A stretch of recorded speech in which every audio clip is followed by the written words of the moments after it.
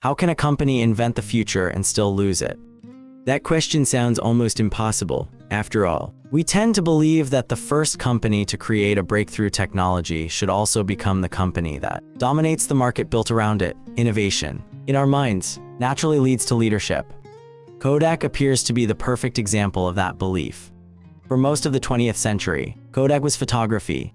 The company built one of the most recognizable consumer brands in the world, dominated the global film industry, and became so deeply embedded in everyday life that capturing memories was often associated with the Kodak name itself.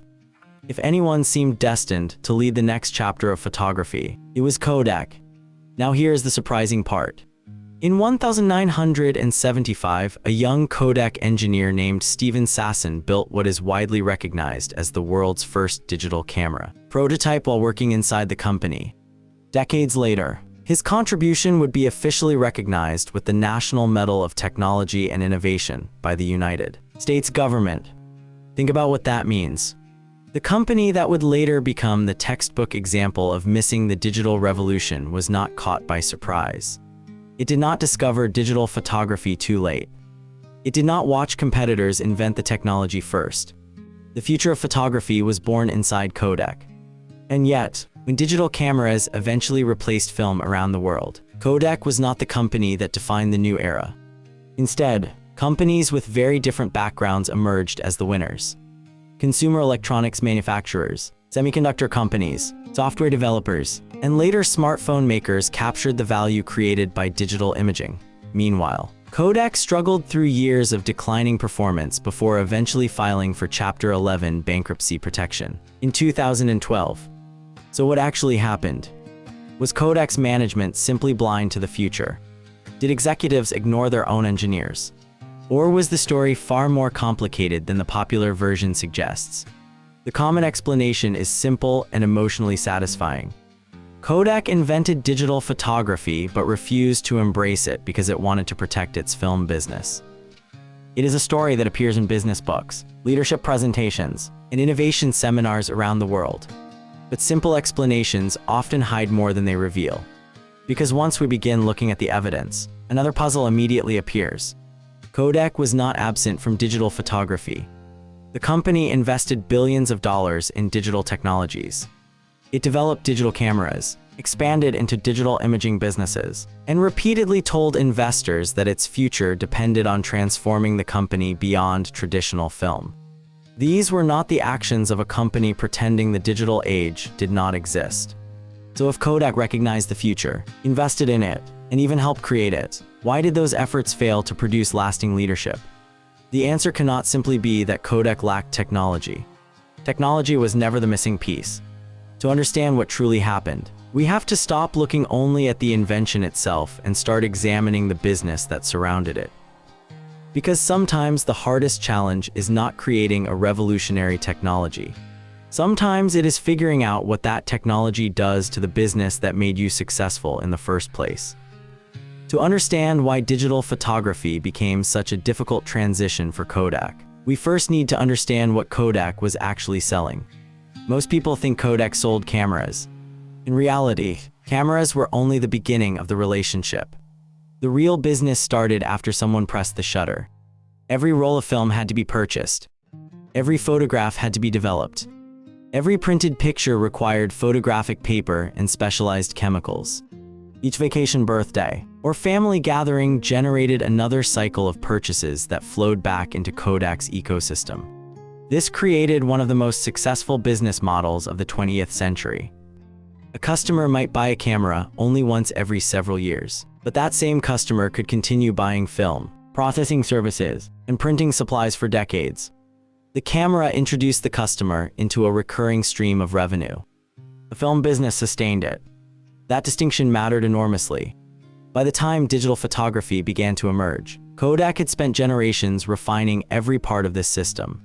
The company operated massive manufacturing facilities, managed sophisticated chemical production, maintained global distribution networks, and supported millions of retailers' photo labs and commercial partners around the world.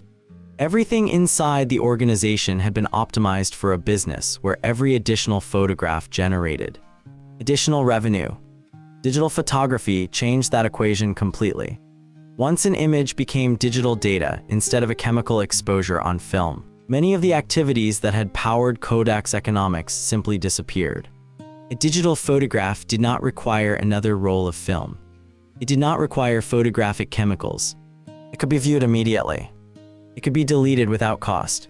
It could be copied endlessly without consuming another physical product. The economics of taking a photograph were fundamentally different. This was not merely a technological improvement over film. It represented an entirely different way of creating value. That difference became increasingly important as digital cameras improved during the 1990s and early 2000s. Kodak understood that consumer preferences were changing.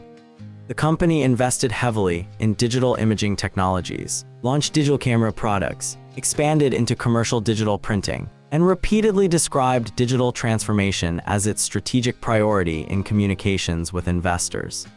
Its public filings reflected that transition.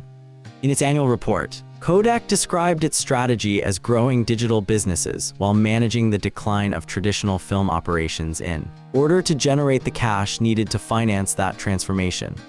At first glance, that sounded like a reasonable approach. Protect the profitable business while gradually building the next one. But beneath that strategy was a difficult balancing act. The cash funding Kodak's future still came largely from a business whose long-term prospects were deteriorating. At the same time, the new digital businesses faced intense competition from electronics companies that operated under very different economic models. Unlike Kodak, many of those competitors had never depended on selling film or photographic chemicals. They entered digital imaging without having to protect an older source of profit. That difference shaped the competitive landscape in ways that were not immediately obvious. For Kodak, every major investment in digital technology had to coexist with an organization that was still responsible for operating one of the world's largest film businesses. The company was trying to build tomorrow without abandoning the business that was paying today's bills. That tension did not necessarily mean the strategy was wrong, but it did mean that every important decision about digital photography carried consequences that extended far beyond the technology itself. The closer digital imaging came to replacing film, the more difficult those decisions would become. As Kodak accelerated its digital transformation, one fact became increasingly clear. The company was not standing still. By the early 2000s, Kodak had become one of the largest sellers of digital cameras in the United States. It invested heavily in image sensors, consumer cameras, commercial printing technology software, online photo services, and a broad portfolio of digital imaging products. The company repeatedly told investors that its future depended on building a successful digital business. On the surface, this looked like exactly what critics had claimed Kodak failed to do. Except the evidence points in a different direction. Kodak did enter the digital market. The real question was whether digital success could replace what digital photography was destroying. This distinction becomes obvious when looking at Kodak's own financial reports. In its 2006 annual report, Kodak reported approximately $7.736 billion United States dollars in revenue from its digital and growth businesses. That was an enormous business by almost any standard. Digital products were no longer experimental projects. They had become a significant part of Kodak's operations. Yet the same report revealed another reality. Consumer digital camera sales were already facing falling prices and increasing competition. At the same time, Kodak acknowledged the continuing decline of traditional film, photographic paper, and photo finishing businesses. The company also noted that part of its digital growth came through acquisitions rather than purely organic expansion. In other words, digital revenue was growing, but the economic engine behind that revenue looked very different. Film had generated recurring income every time customers bought another roll, developed another set of photographs, or purchased additional printing supplies. Digital cameras worked differently. Once a customer bought the device, there were far fewer opportunities for Kodak to participate in every photograph that customer took. Competition quickly pushed hardware prices downward, reducing margins across the industry. The value of digital photography increasingly shifted toward components, software storage, connectivity, and eventually mobile ecosystems. Those were areas where Kodak no longer controlled the entire value chain. Meanwhile, the company's legacy operations continued to shrink faster than anyone would have preferred. Kodak's own filings describe major restructuring efforts, reductions in manufacturing capacity, and changes in the expected useful lives of film production assets as demand declined more rapidly than anticipated. The company was simultaneously investing in new businesses while managing the contraction of the business that had financed the organization for generations. That combination created an unusually difficult challenge. Every dollar invested in digital had to compete with the immediate financial importance of film. Every executive decision had to consider both the future business that needed investment and the existing business that still generated critical cash flow. The company was effectively operating inside two different industries at the same time. One rewarded manufacturing scale, recurring consumables, and chemical expertise. The other rewarded rapid product cycles, electronics integration, software capabilities, and relentless cost competition. Succeeding in one did not automatically create an advantage in the other. This explains why measuring Kodak's transformation simply by asking whether it sold digital cameras misses the larger picture. It did. It generated billions of dollars in digital revenue. It invested aggressively. Yet none of those achievements solved the deeper economic problem. Digital photography was successfully replacing film for consumers. But it was not replacing the financial structure that had made Kodak one of the most profitable companies in the photography industry. That is the moment when the story stops being about technology alone. It becomes a story about the relationship between a new invention and the business system that must absorb it. This is where the Kodak story begins to look very different from the version most people remember. The popular explanation assumes that Kodak failed because it refused to embrace digital photography. The evidence suggests something more difficult. Kodak embraced digital technology. What it struggled to replace was the business that had made digital photography such a dangerous success. Notice what every major decision inside the company had to accomplish. A digital initiative was expected to create growth. It was also expected to justify investment against an existing business that still generated substantial cash. At the same time, it could not accelerate the collapse of the film ecosystem that continued to finance much of the company's operations. Those objectives did not naturally reinforce one another. They pulled in opposite directions. From the perspective of a research laboratory, replacing film with digital was technological progress. From the perspective of an organization built around film economics, replacing film also meant reducing demand for the products that had historically generated the highest returns. That distinction changed how every opportunity was evaluated. A digital camera in the late 1990s did not simply compete against another digital camera. It also competed against Kodak's own film business. Every customer who stopped buying film represented more than a change in technology.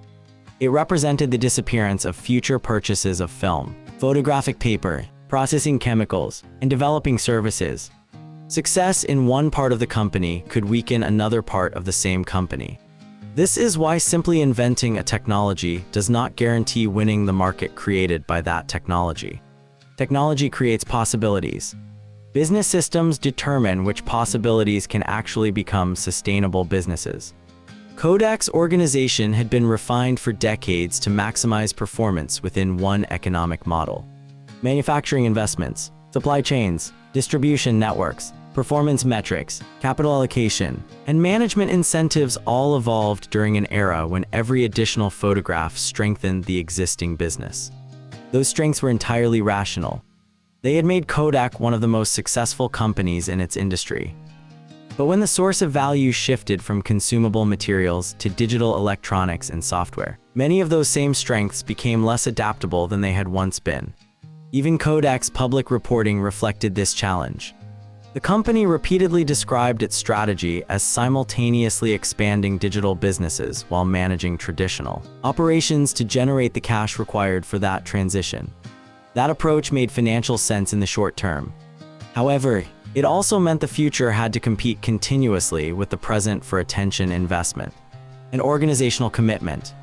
Meanwhile, companies entering digital imaging from consumer electronics did not face the same internal conflict. They were not replacing profitable film businesses. They were building entirely new ones.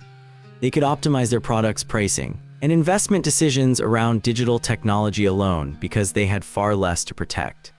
The contrast reveals an important pattern. The greatest obstacle facing an established market leader is not always external competition. Sometimes it is the success of its own existing business.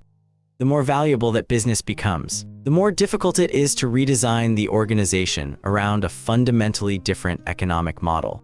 Viewed from that perspective, Kodak's story is no longer about a company that failed to recognize innovation.